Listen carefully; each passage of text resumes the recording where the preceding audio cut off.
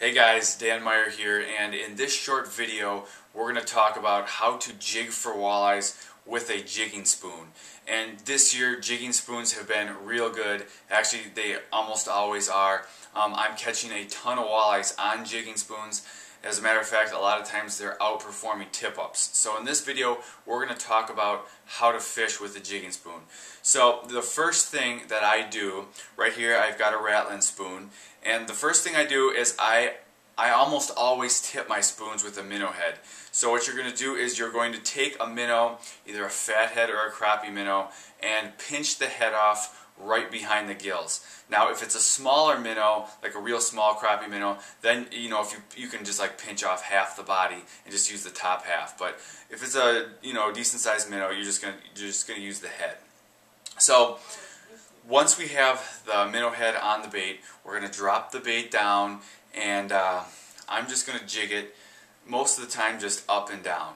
And I'm going to start about a foot off the bottom, and if it's real deep water, maybe a little higher, 1.5 feet. And the reason is I want fish to be able to see it from further away. So I'm just going to move it up maybe 8 inches to a foot, just this type of jigging motion, 8 inches to a foot. And when a fish comes in, then I'm going to raise it up.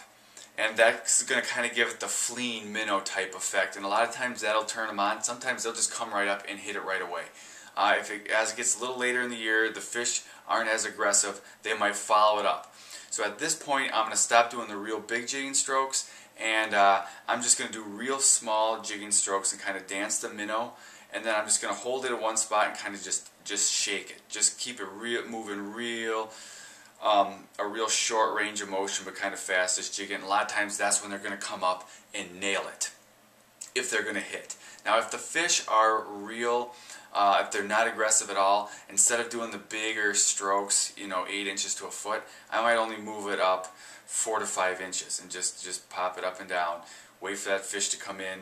When you mark it on your electronics, then you might go to the shaking. I still move it away, try to get that fish to raise up with it, and then just kind of shake it. And a lot of times that's when they're going to come up and hit it. So that's it. That's how I work a jigging spoon, and like I said, it's real effective.